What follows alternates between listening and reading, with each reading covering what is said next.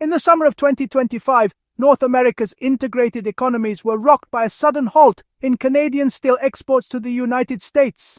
Lorries loaded with steel sat idle at the border, their cargo's fate uncertain. This wasn't a minor hiccup, it was a dramatic rupture in a critical supply chain. Boardrooms and government offices on both sides scrambled for answers as workers feared for their jobs. For decades, Canadian and US manufacturing had been deeply intertwined, making this abrupt stop feel like a betrayal. The cause? A new US policy aimed at protecting domestic industry, but with immediate punishing effects on its closest ally.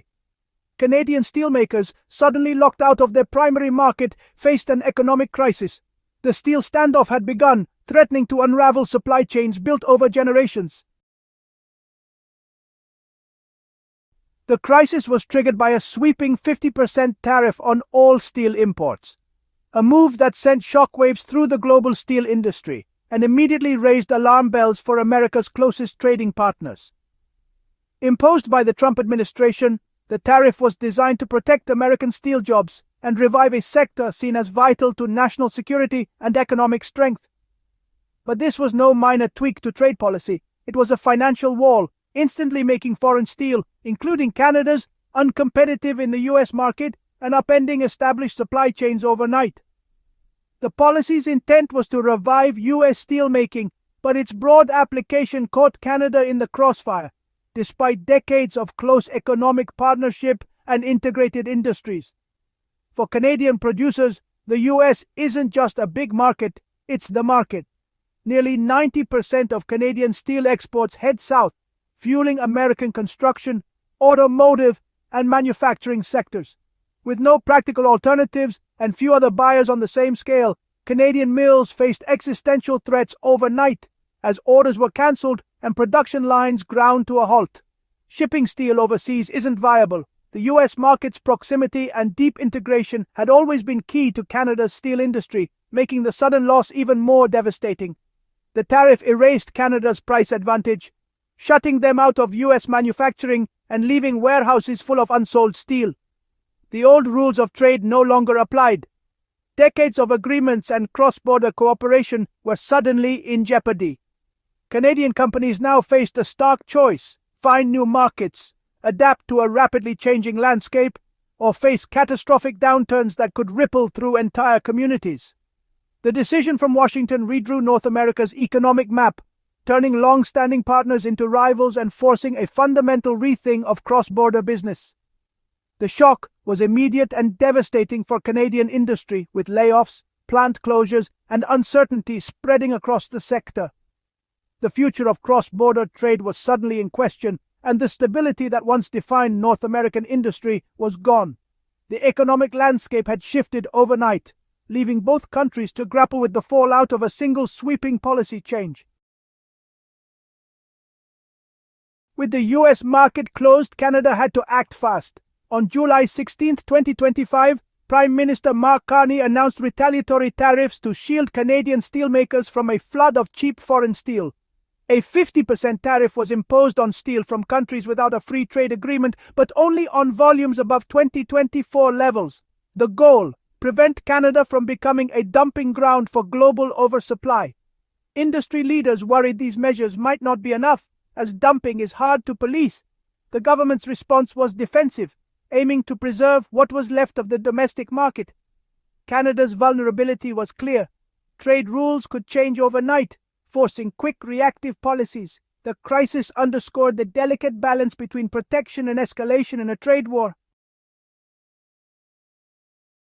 The steel tariffs' impact hit US carmakers hard.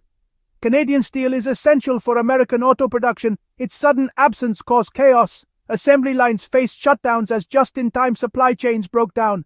Specialized steel from Canada couldn't be easily replaced. Finding new suppliers would take months. US mills were already near capacity and couldn't quickly fill the gap. The result: bottlenecks, production delays, and mounting costs. Industry leaders realized the fragility of their cross-border supply chains. The tariff, meant to protect US steel, now threatened the much larger auto industry. The symbol of the American manufacturing, the car, was suddenly at risk. The disruption exposed the dangers of relying on seamless international supply chains in a volatile trade environment. The crisis forced a reckoning for U.S. industry. Steel is the backbone of modern cars, forming their skeleton, skin, and safety features. The average car contains nearly 900 kilograms of steel, each type engineered for specific roles. High-strength steels make cars safer and lighter, but require exact specifications. Switching suppliers isn't simple. New steel must match precise standards or risk production failures. Manufacturing lines are optimized for specific steel grades. Any change can disrupt the entire process. The Canadian supply disruption wasn't about missing parts. It was like losing bricks and mortar for a builder. Without reliable steel, car production grinds to a halt. Despite talk of new materials, steel remains irreplaceable in the automotive world. Its sudden absence threatened to silence America's most iconic industry. Shut out of the US, Canadian steelmakers pivoted inward and toward the future green steel. Companies like Algoma Steel accelerated plans to capture the domestic market and lead in low-emission steel production. In July 2025, Algoma began producing steel with a new electric arc furnace, slashing carbon emissions by up to 75%.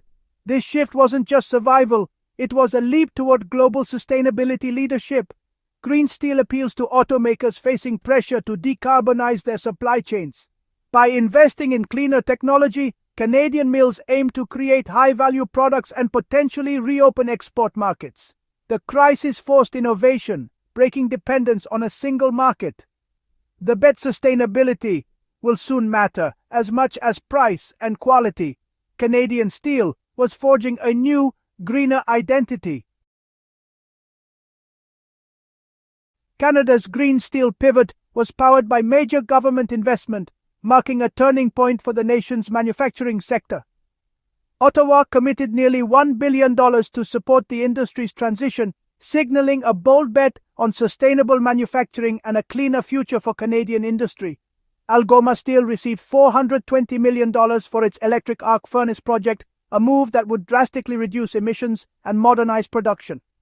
ArcelorMittal also secured federal funding for green initiatives, enabling the company to invest in cleaner technologies and sustainable practices. This partnership between government and industry aimed to future-proof Canadian steel against trade shocks, global competition, and the growing threat of climate change. The funding wasn't just a bailout. It was a strategic move to create thousands of new jobs, cut emissions, and give Canada a global edge in the race for green technology. As the US built tariff walls to protect its own industry, Canada responded by building green factories and investing in the future. Public investment spurred private innovation, encouraging Canadian companies and engineers to develop cutting-edge sustainable steel technologies.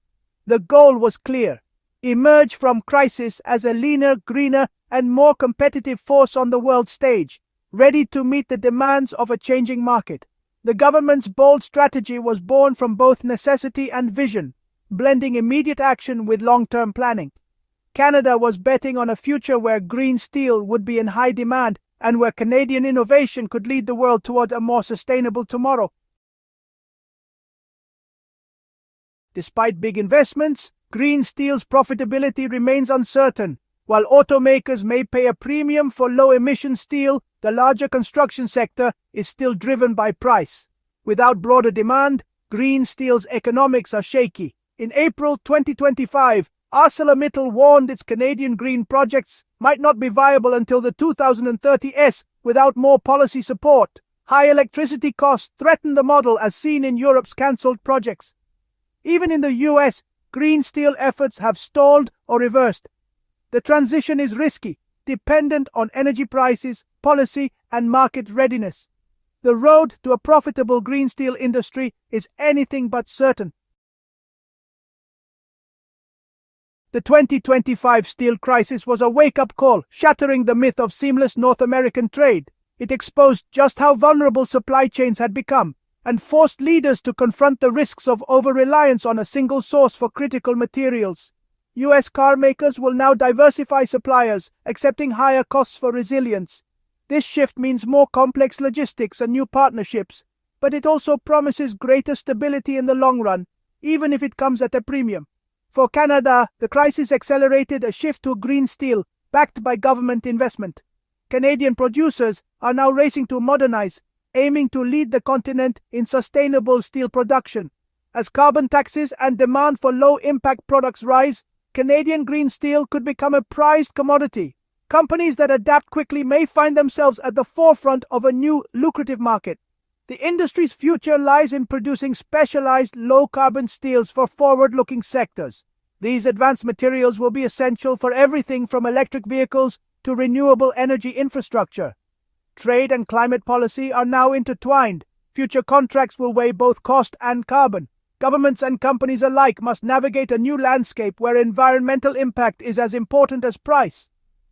The crisis has forged a more cautious, complex path for North American manufacturing. Every decision now involves balancing efficiency, security, and sustainability. The era of borderless trade is over. Strategic protectionism and resilience are the new priorities. Companies are rethinking their global strategies, focusing on building buffers against future shocks. Yet, this disruption may spark a more sustainable, innovative industrial ecosystem. The push for cleaner, smarter manufacturing could ultimately make North America a leader in next-generation industry. The future of car manufacturing will depend on balancing reliable supply with the global push for greener economies. Automakers must innovate not just in products, but in how they source and build them.